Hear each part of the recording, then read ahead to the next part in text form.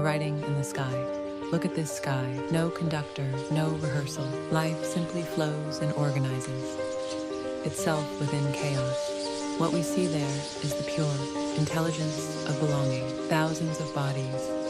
A single choreography where the other is not an obstacle, but a compass. They teach us unity and diversity, to be many without ceasing to be a flock. We have forgotten that Earth is not a stage under our feet. Earth is our own skin. Our home has no fences.